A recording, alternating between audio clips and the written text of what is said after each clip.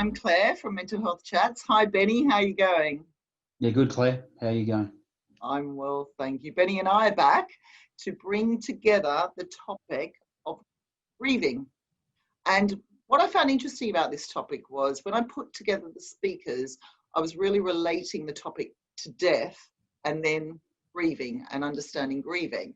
But what I've realized is that grieving is a much bigger topic and it doesn't just relate to death. So Monica and Tina both spoke about different aspects of death, and then Anne spoke about grieving. So Benny and I are going to put together the different aspects of death first, and then we're going to bring together grieving, because grieving is such a big topic. So Benny, with regards to Monica and Tina, what were your thoughts on what they were saying about the D word and supporting somebody who's dying? Yeah, well, Monica was really interesting because she's based in Barcelona in Spain, and she's just been going through the whole COVID experience. We all know that it was a real disaster in Spain and just lots and lots of people dying. And she was relating her experiences, particularly with medical staff, so doctors and nurses. And you know, she's known as the death coach. She became the death coach essentially through that COVID, that really peak COVID period. And she was running that volunteer program with doctors, and her key sort of take home messages were that we need to normalise death. You know, we will all die. It's the only thing that's really guaranteed in life. We're going to die. People around us are going to die. You know, our parents are going to die. Our other relatives, and she just talked about normalising death and discussing it in normal conversation, and the need for that and the significant benefit from doing so. And I think it's actually, Benny, that's quite hard for people who haven't experienced somebody close to them who have died. So before my brother and my dad died, both suddenly, I never spoke about death. I didn't know how to speak about death because the only people who had died in my life were my grandparents. And it wasn't somebody really, really close to me. So I think I understand why people don't talk about death if they haven't actually experienced it and don't really understand it. What are your thoughts on that, Benny? Yeah, well, it's the unknown. You know, people don't know what happens. Some people believe in God, others don't. It's all that unknown. What happens when someone dies, and then it's a loss and all the rest of it. So I think it's a scary topic for everyone, and that's why they don't talk about it. It's scary. People are worried about being hurt, not recovering. They're just going to miss their loved ones, their friends and their loved ones, and they don't like to think about it, let alone talk about it. So the only way to sort of get through that sort of barrier is to make an effort and try to normalise it and try to talk about it, and in doing so you're preparing for it, and and if you're prepared for it, well then you're better equipped to deal with it when it does happen. So that's why it's so important to try and get it on the radar, particularly as you're approaching times when you know that it's coming. Definitely. And you know, Tina's advice when supporting somebody who is dying was so amazing. And it's actually, you know, one thing she said to me after the chat actually was, I didn't mention honesty. And it's being honest with each other when you know someone is dying, being honest with them about what the doctors are saying, what's going on, etc. But you know, I think one of the most important things to be aware of if we are supporting someone who's dying is to take care of ourselves as well, because it's a huge emotional burden on people. Exactly. Yeah. Well, Tina's based there in Bristol, where you are, in the UK, and she's gone through it all herself because she runs that brain tumour support, and her husband died of brain tumour after 18 months after he was diagnosed with it, and nearly to the day as they predicted. So. She was. I really enjoyed listening to her as well. She talked about the importance of the dignity of the person dying being really important.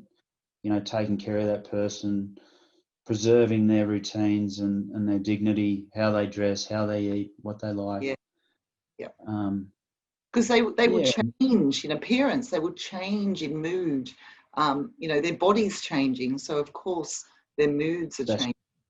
Definitely. Yeah. She also talked about being an advocate for that person.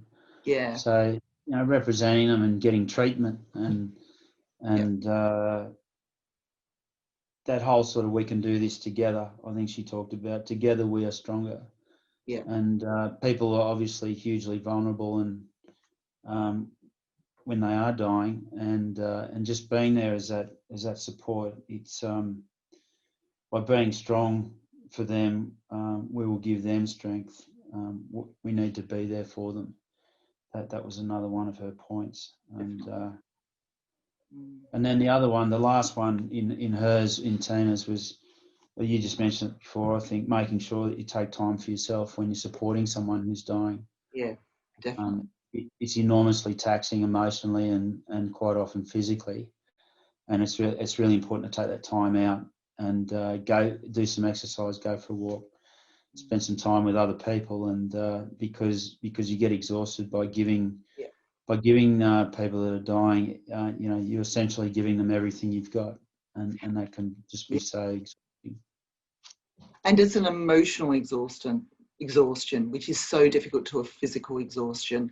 We should all be taking time for ourselves anyway, for our mental health, to have positive mental health, but it's that emotional exhaustion.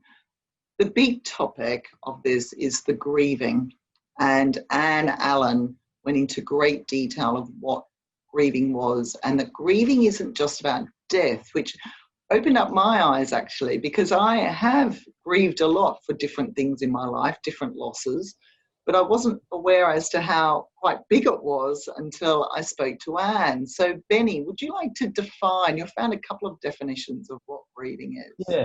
Yeah, well, there's a couple of definitions. Grief is the conflicting feelings caused by the end of or change in a familiar pattern of behaviour. And then I think Anne defined it as normal and natural emotional reaction to any loss that's significant to us. It's not necessarily death or someone dying.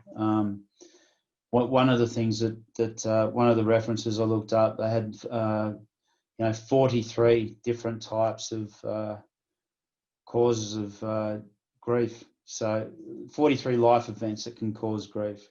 And it was really interesting. It's things like, well, obviously death of a spouse was right at the top. You know, my mum and dad have been married for more than 70 years.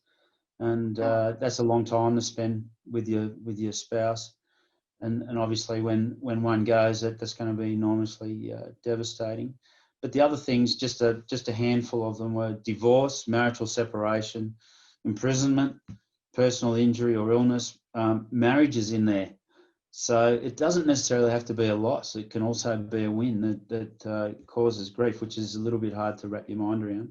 Retirement, pregnancy, major mortgage, entering into a mortgage, change in eating habits, beginning or ending school. So these are in the 43 life events that can cause grief, which was really interesting. I hadn't thought of it. Everyone just associates grief automatically with death. Yeah. And you mentioned you were surprised as to marriage, but if we get married, or when I got married and you got married as well, we're losing the family, or losing in a way the family life that we had before to have a new family life. So it is a bit of a loss actually, which is quite interesting. But now in COVID, people are going through a lot of losses during COVID. Redundancies are being made. Yeah. People in the UK have been furloughed. So that means they haven't been able to go to work. They're kept at home. For those people in Australia who have been on a similar system but haven't called it furloughed. There are so many different losses. The loss of the kids have had losses, not being able to go to school and see their friends.